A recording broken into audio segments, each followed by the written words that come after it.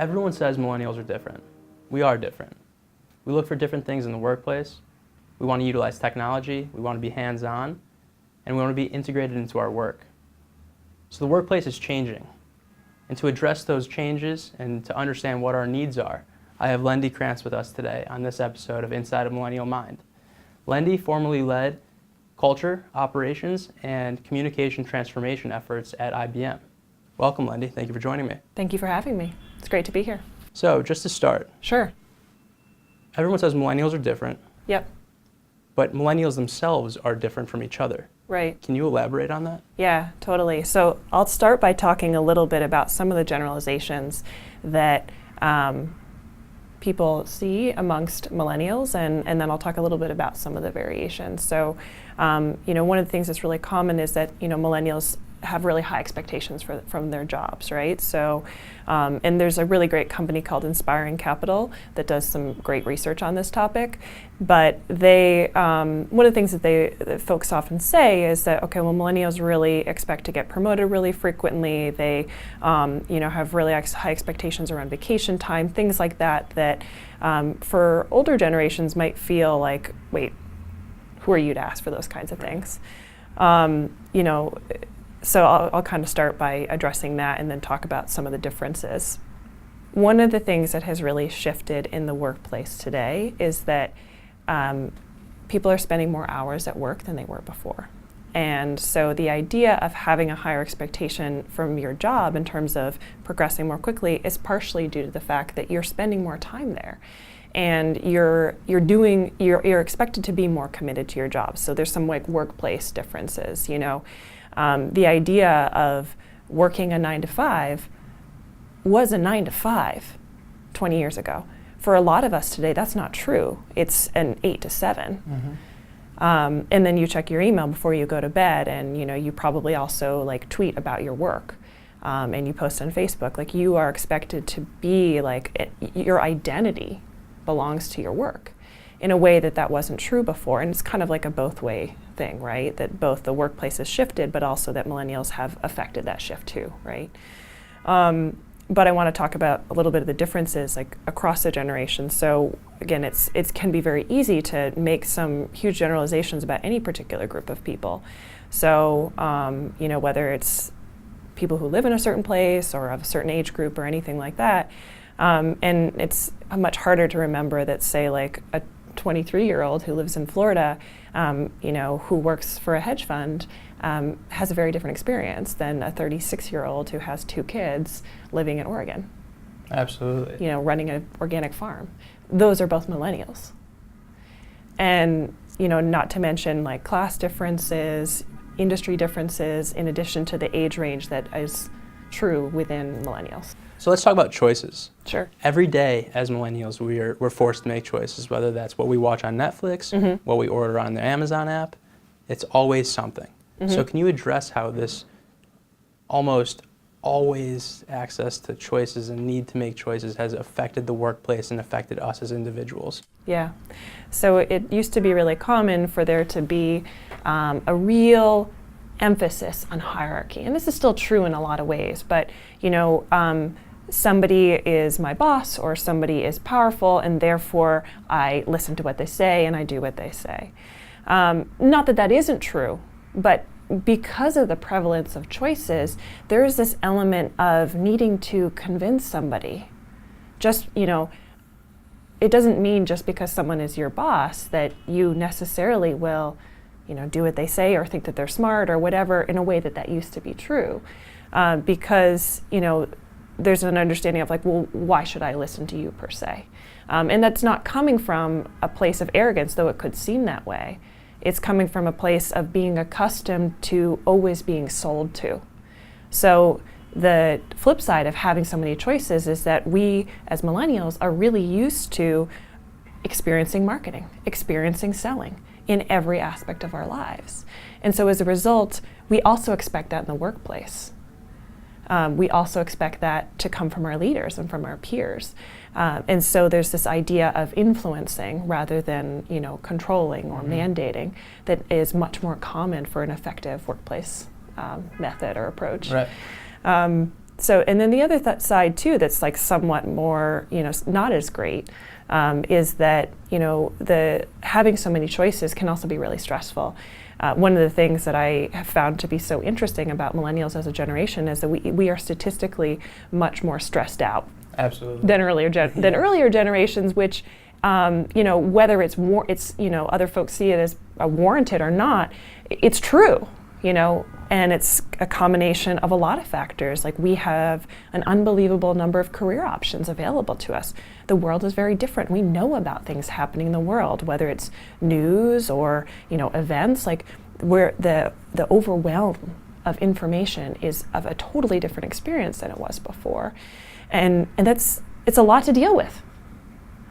And so I think that idea of choice and, needing to influence and being sold to has this kind of stressed out effect.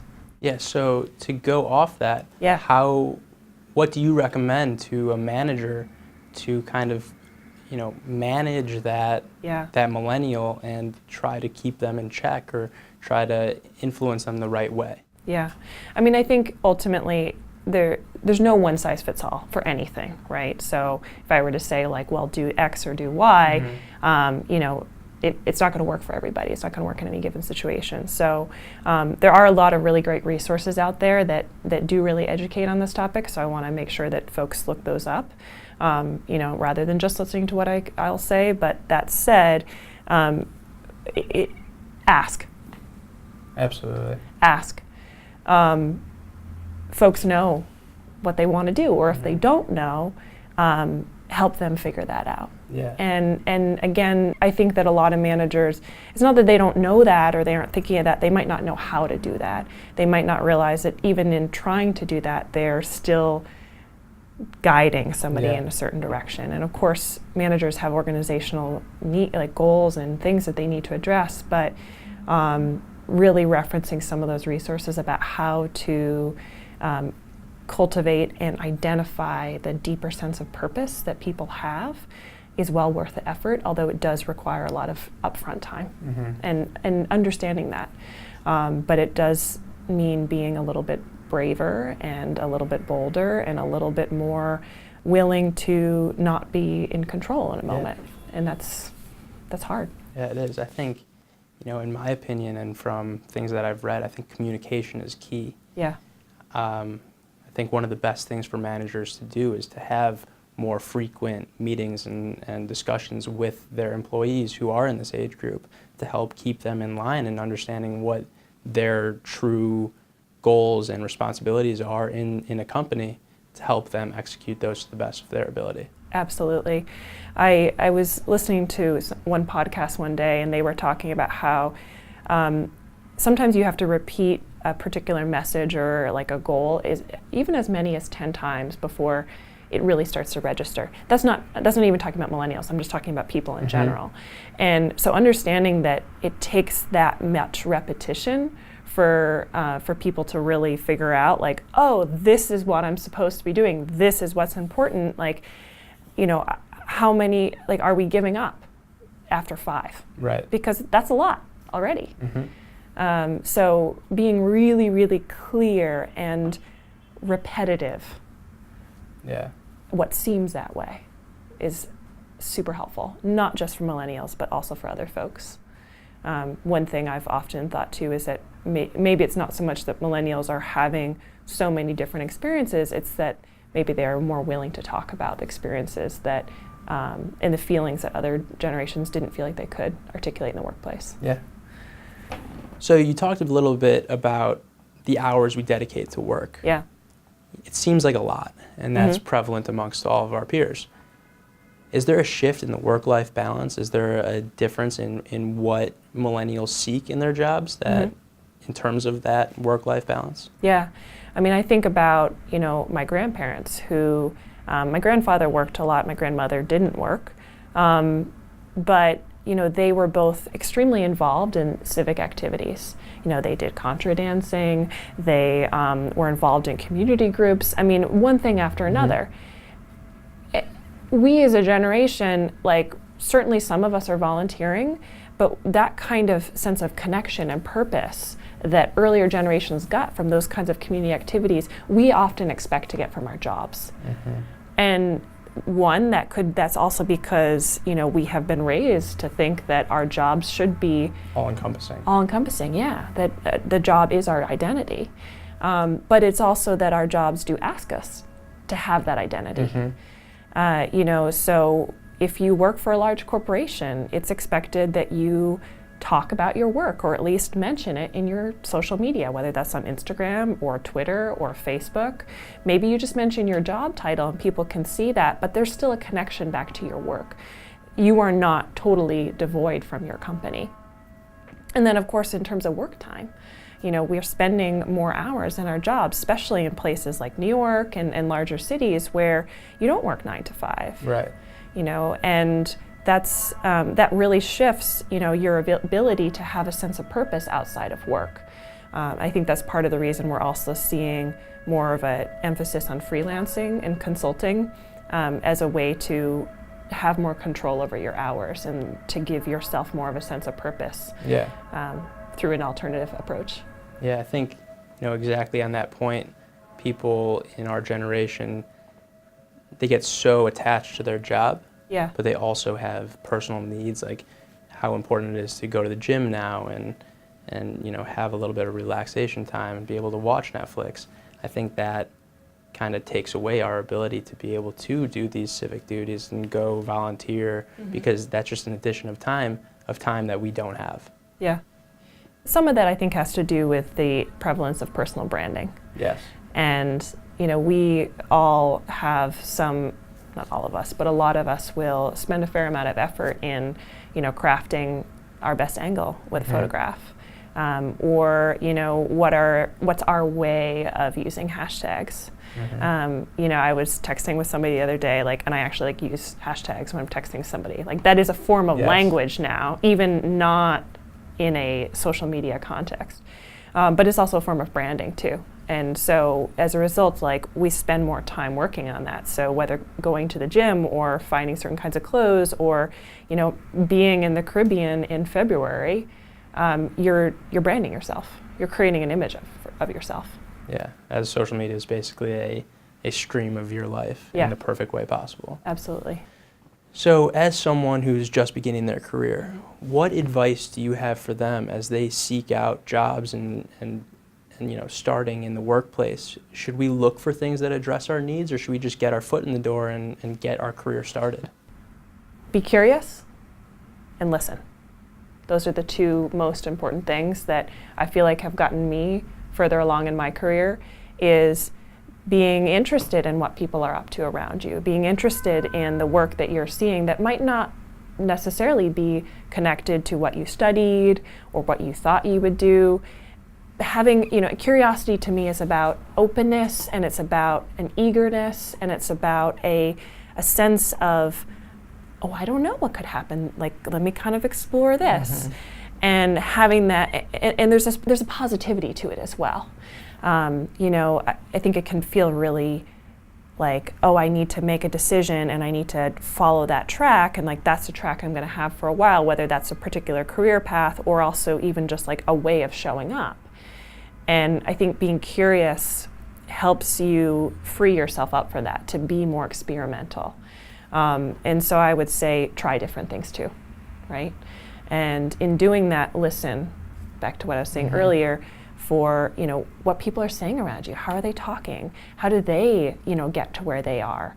Who do you really admire? How do they talk about the work that they admire? So I continue to be impressed by the extent to which just listening, and not just hearing what people say, but really reflecting on what people are saying and why, is such a powerful way to learn, and also to actually really make a difference. Because as human beings, when somebody listens to us, it's wow, oh my God, thank you, I feel good, I feel smart, I feel all these things. And I think the more that we can give that opportunity to other people, the more they'll give that to us. Yeah, I completely agree with that. You talked about, these career options and people getting into their careers. Yeah. There are infinite choices. Yes. And it's almost overwhelming. It is overwhelming right. when you're getting out of college. Yeah. and even a few years out of college. Mm-hmm. What advice do you have for people that are just beginning that stage, that part of their life? And how do you cope with all of these options and not really knowing what the best path is for you? Just start doing something. So your advice would be just start. Just start. And not even look for certain perks, whether that's salary, that's time off, or anything like that. It's all about, as you were saying, listening, hearing, Yeah. and letting it kind of play its role and play its part, and being patient, which I know for myself and other people, we're just not patient as this generation. So what I mean by getting started is not to not look for things like salaries and other benefits that are important to you, but to not hold in the indecision, to take action.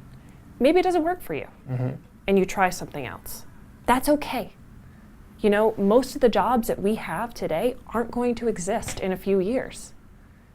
And that's the reality. Like, there are whole industries that are changing already. Like, even in the course of a number of our generations, like, there are careers that don't exist. Like, the job that I had 5 years ago is not a job that I could ever have today. Mm-hmm.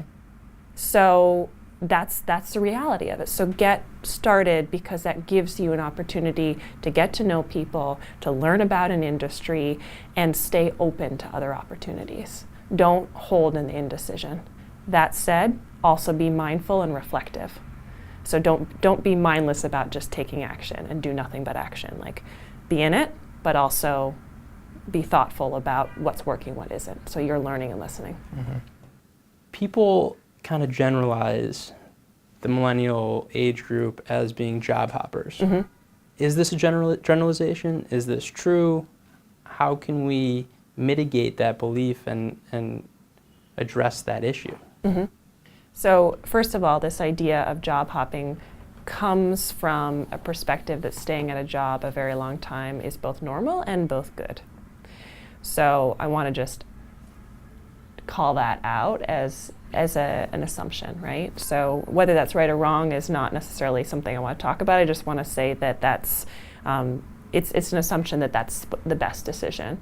Now, from a company perspective, it is certainly cheaper to keep people in jobs for longer periods of time because of like company knowledge and things like that. But it is true that millennials change jobs like much more frequently.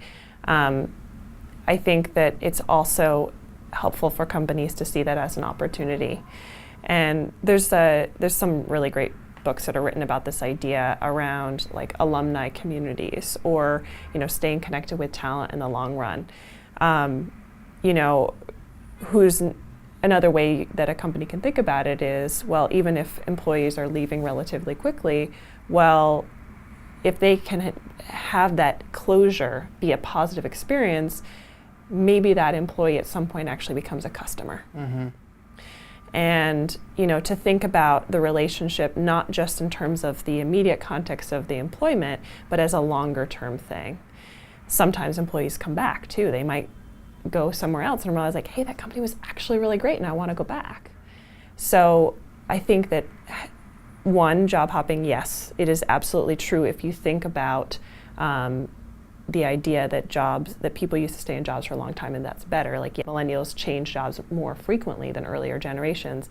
I also think it's an opportunity for companies to think about both their marketing and also their network efforts in a really different way. So it's not all bad. Yeah. Well, that's interesting. Yeah. Well, I really appreciate your time, Lendy. And thank you for having me. Thank you. And hopefully you guys enjoyed the topic. So tune in next time with Inside a Millennial Mind. Thank you.